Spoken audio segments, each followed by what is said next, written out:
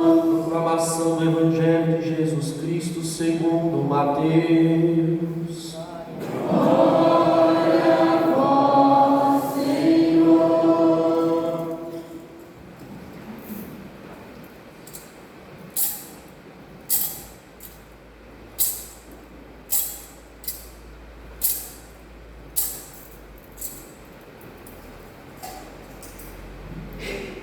Naquele tempo disse Jesus aos seus discípulos: Vós ouvistes o que foi dito, olho por olho e dente por dente.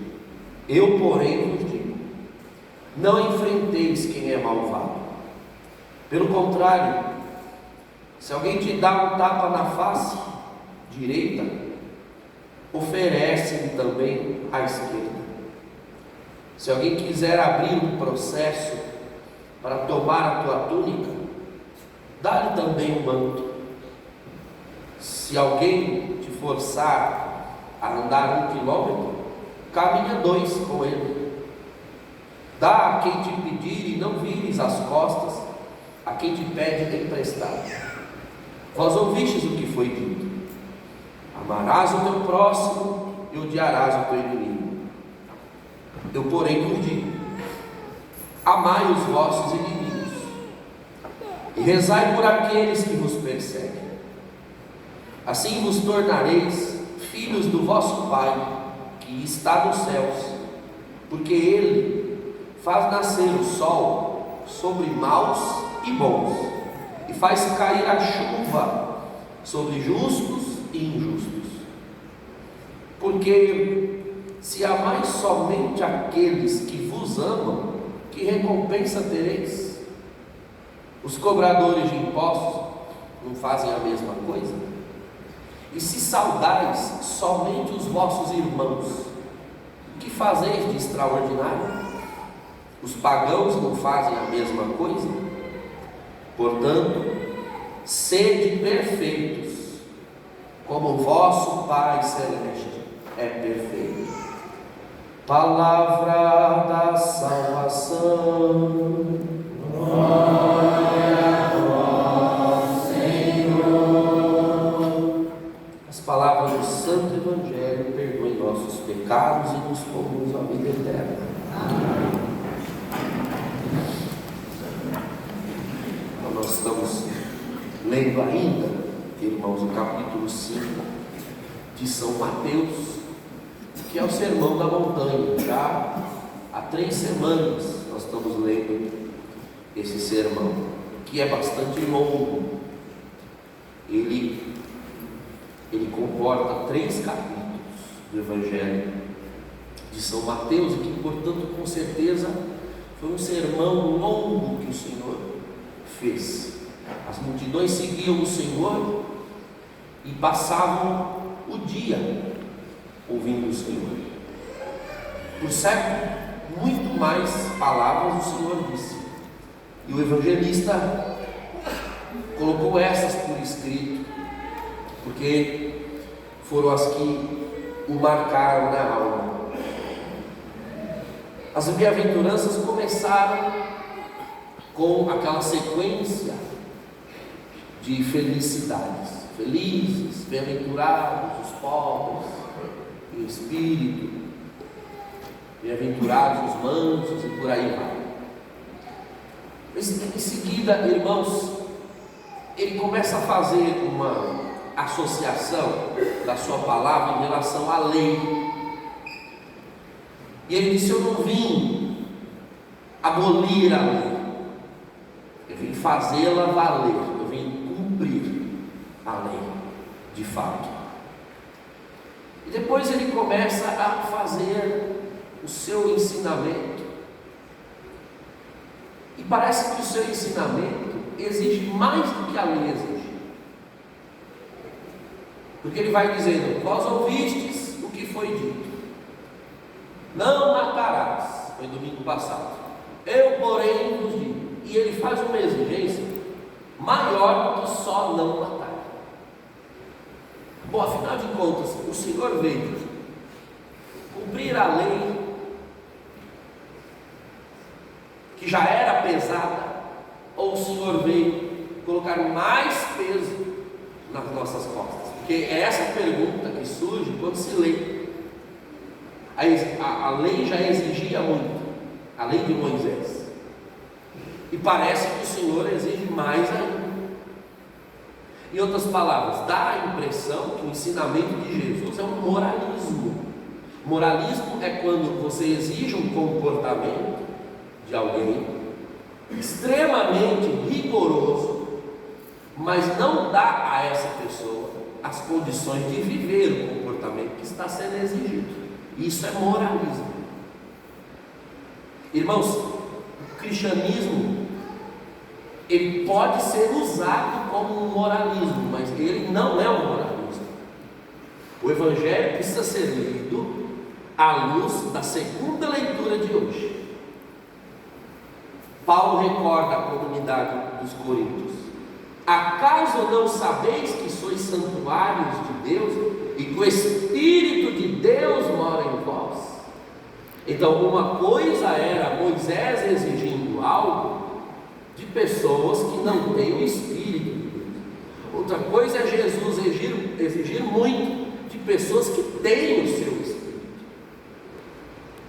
Exigir muito de quem tem o Espírito de Deus não é praticamente exigir nada, porque o Espírito de Deus é a força que Cristo nos deu para cumprirmos o que Ele pediu. Então Ele não nos deu preceitos e nos largou à mercê desses preceitos, entregues às nossas próprias forças para tentarmos praticar. Quando em alguma coisa nós acharmos que a Escritura exige demais de nós, é preciso pedir o Espírito Santo que venha para fora, porque Ele habita dentro de nós pelo batismo, que Ele venha para fora num movimento interior e transforme-nos naquilo que a palavra está desejando. Agora veja, irmãos, em que consiste o mandamento do Senhor em relação aos mandamentos de Moisés. Lembrem-se sempre que é possível existir nesse mundo em 3 níveis. 3 níveis. Primeiro, o nível em que o pecado nos colocou. O pecado nada mais fez do que nos colocar em desordem. Já pregamos sobre isso em outra parte, sobre o sermão da montanha, sobre as bem-aventuranças. O pecado não é uma coisa, o pecado é a bagunça que as coisas se tornaram. Porque se tudo o que existe foi Deus que criou, e o pecado está aí, então alguém poderia dizer: bom, então Deus criou o pecado. Não, Deus não criou o pecado. Deus criou as coisas boas.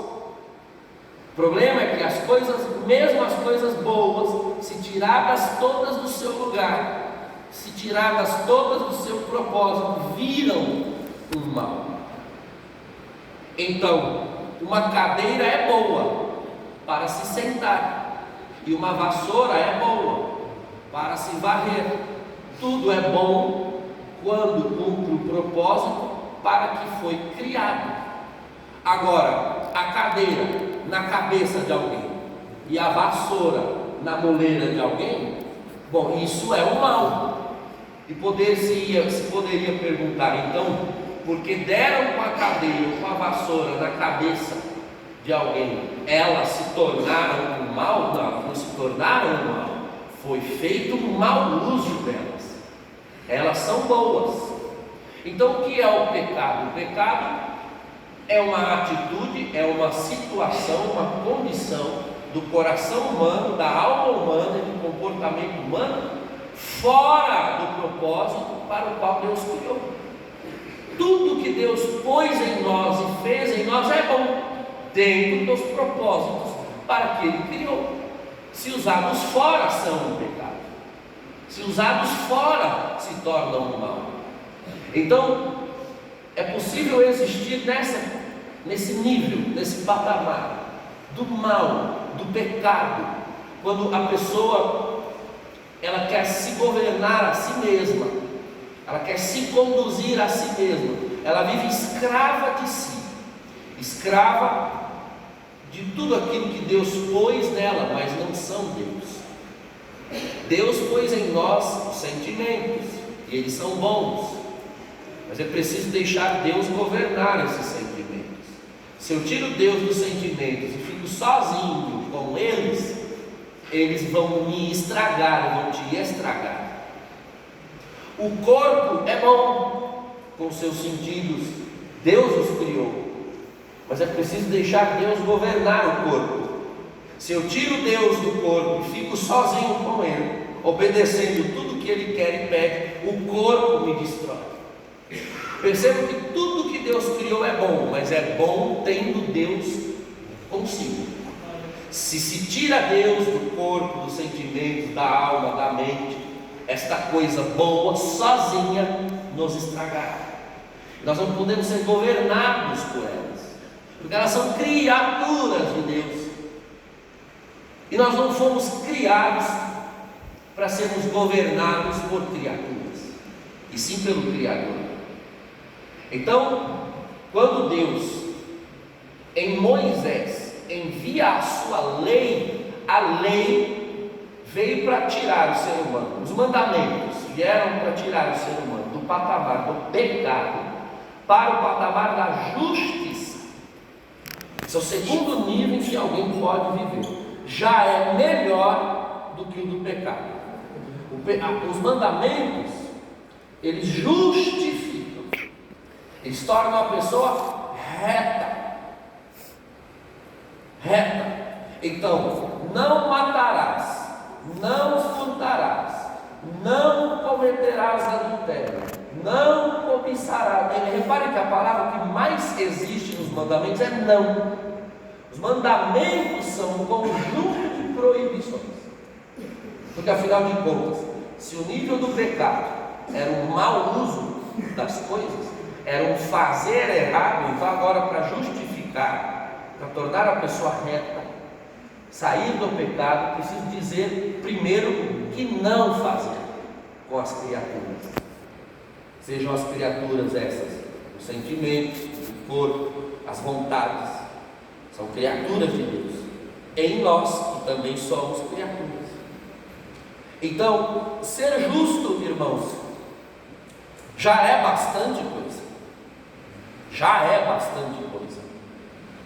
O problema é que esse segundo nível, embora seja bom, ele ainda não é o nível para o qual nós somos criados. Está aqui a primeira leitura de hoje. Sede santos, como vosso Pai Celestial é santo. Veja que não é só justos. Ser justo já é muito bom. Uma pessoa que olha para si e diga: bom, então eu não mato, não roubo, não cobiço a coisa alheia, bom, não faço isso, não faço aquilo, bom, parabéns, que bom, você é justo. Os mandamentos estão sendo praticados, mas eu devo lhe dizer, não é suficiente ainda, não é. Porque uma pessoa que pratica os mandamentos, embora ela seja justa, ela não está tão à frente de alguém que, com o uso da própria razão, pode chegar às mesmas conclusões. Os mandamentos nada mais são do que a compilação de um esforço que o ser humano poderia fazer e chegar a aquelas conclusões.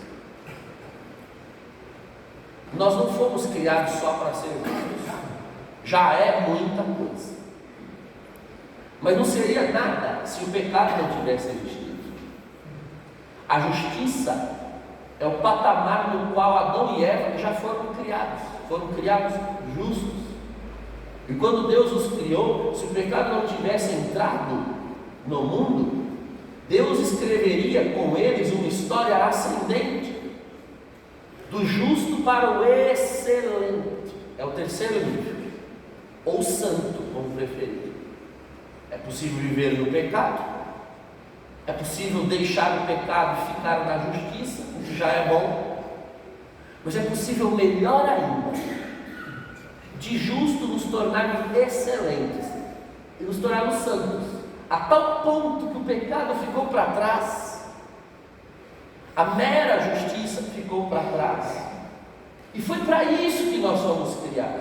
Esse evangelho que está sendo lido hoje, continuação imediata de todo o sermão da montanha. No domingo passado, os irmãos vão lembrar, ele começou dizendo: se a vossa justiça não superar, não for maior que a dos fariseus, vós não entrareis no reino dos céus.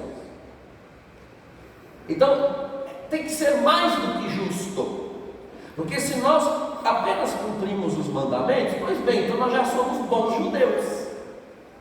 É para isso que nós nos propusemos a ser cristãos. Ser cristão é fazer mais do que só não matar, não roubar, enfim, é mais do que só não ser um delinquente. Não ser uma pessoa ruim te faz um bom cidadão aqui, neste mundo, nesta terra. Mas não é para isso que nós viemos encontrar realidades espirituais. Não é para aprender a ser um bom cidadão que você vem à missa, que você vai aos sacramentos, que você reza. Para ser um bom cidadão, a escola deveria bastar, ou a educação que recebemos em casa deveria bastar. O que é que você veio procurar? O que é que você tem vindo procurar? Lembrem-se em Mateus 19, o jovem rico, que já praticava todos os mandamentos, mas ele veio procurar em Jesus algo mais. O que queres? O Senhor pergunta. Bom, eu quero, mas não sei o que. Mas Jesus sabe, você quer ser perfeito. Então faça o seguinte: olhe para o que é justo e abandone. Mas não abandonar para cair de nível. Abandone a justiça e decole num patamar que este mundo não gosta, porque este mundo já se contenta só com a justiça. Então, ouvistes o que foi dito: olho por olho e dente por dente. É algo justo.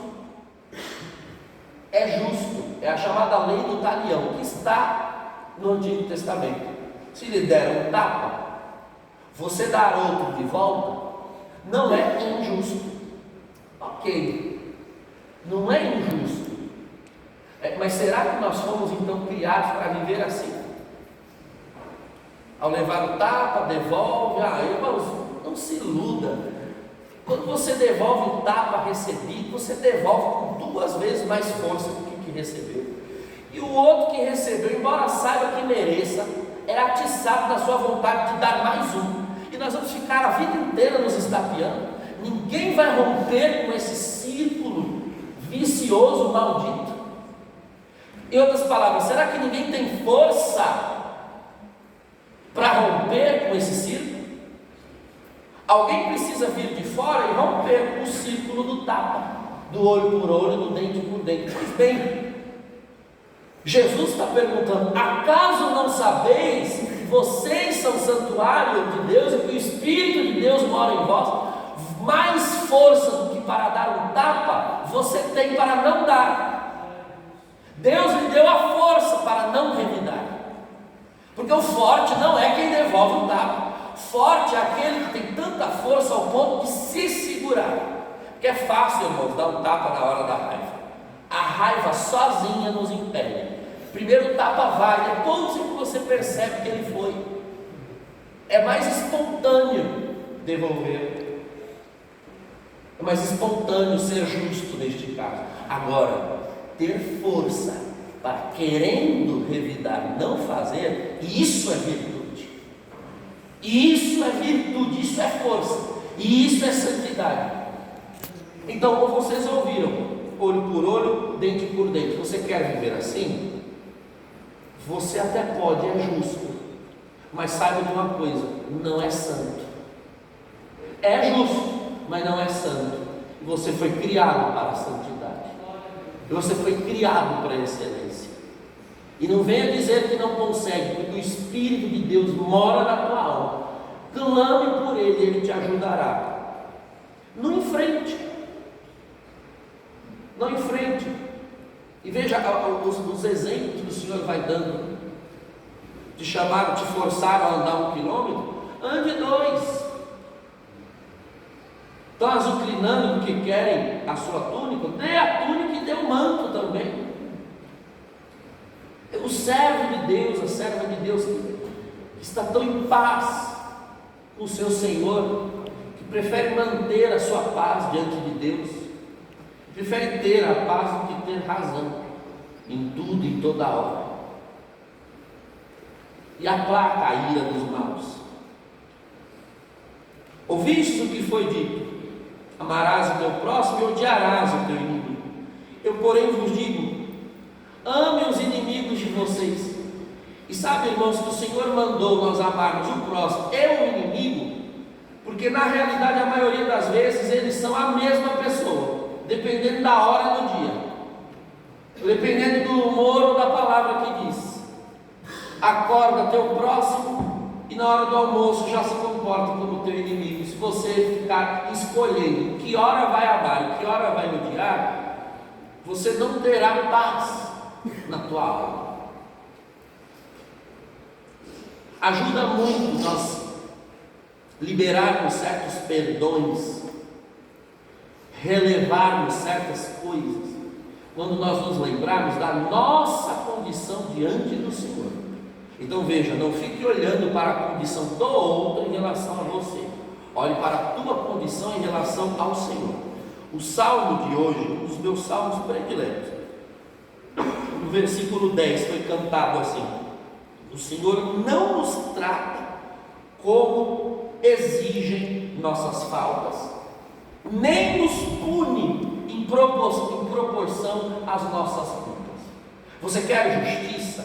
Então o Senhor disse no outro evangelho: com a mesma medida com que medirdes, vós sereis medidos. Irmãos, tenha o tempo todo, toda hora, o julgamento de Deus diante dos olhos.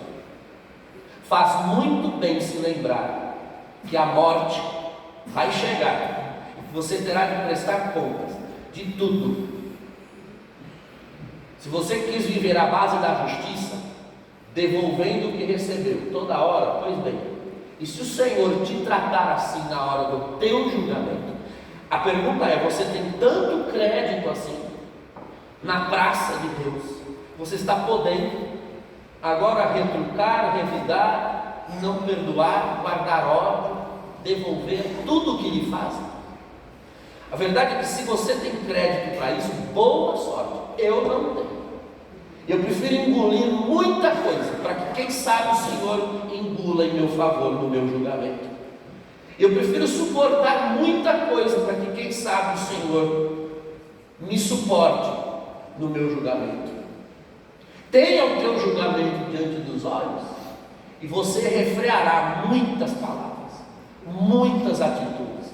O Espírito de Deus te recordará de que é com a medida com que medirmos os irmãos, é com o desprezo que causamos, que dedicamos ao irmão, que Cristo desprezará no julgamento. E é com o amor imerecido que nós amamos alguém que mereceu tapa, mas eu não dei e ainda estendi a mão. É com isso que o Senhor nos amará e nos perdoará no julgamento. Tenha o julgamento diante dos olhos, e isso lhe dará força para ser muito mais do que justo, para ser santo, porque para isso fomos criados. Agora veja, tem que ter o julgamento de Deus diante dos olhos, e apenas Ele, porque quando você começar a se comportar como um santo, sempre aparecerá quem deboche. Porque afinal de contas, alguém que veja você não devolvendo o mal que lhe fizeram, vão lhe xingar. Ah, mas tu é besta, deixa de ser trouxa, olha, você aguenta cada uma. Então, Paulo disse na segunda leitura: vocês que se acham sábios, saibam que ele apanha os sábios em sua própria astúcia. Não fiquem achando que vocês entendem das coisas. Vocês são sabichões? Não, onde já se viu? Está errado isso que você está fazendo. O mundo é expert em julgar. as nossas aparentes omissões. Porque o cristão é assim, ele evita o mal, ele evita a briga, ele evita a discussão, ele foge dessas coisas. E no mundo é tido como sabichão, é tido como bom aquele que vai para cima, mete a banca, vai com 2 pés no peito, já chega na voadora. Esse é o bom. Esse é o bom do mundo, esse vai se lascar no julgamento. Mas a nós foram dados conhecer essas coisas, a eles não.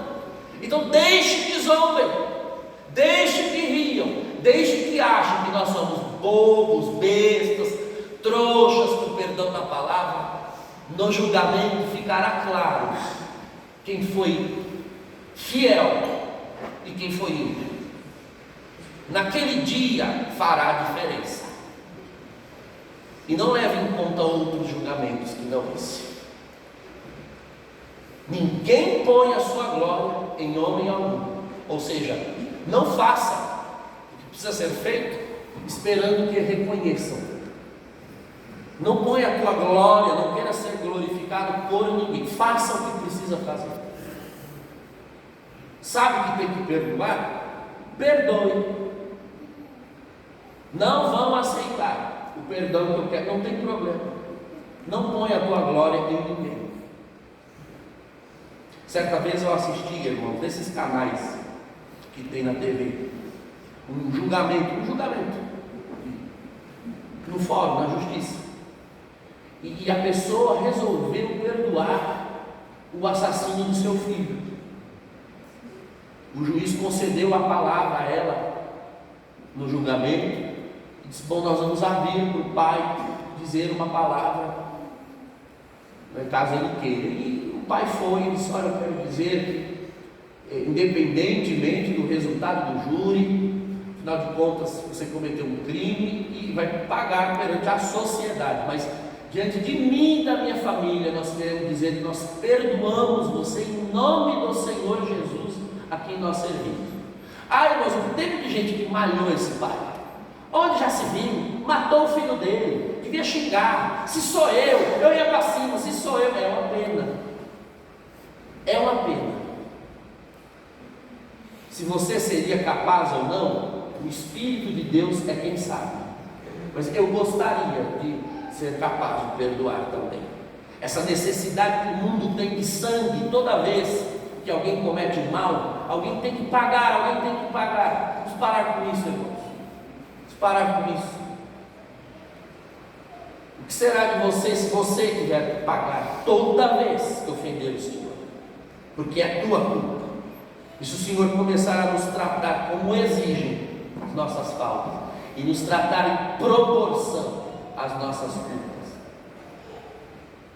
bem-aventurado aquele que tem a força do Espírito para perdoar. E se acharem que o que perdoou é um tolo, deixe que achem. Os que nos acham tolos não se sentarão no trono para nos julgar no dia final. O Senhor te lembre essas palavras, leve a sério, porque são, como dissemos no final da leitura, elas são palavra da salvação para mim e para você. Em nome do Pai, do Filho e do Espírito Santo.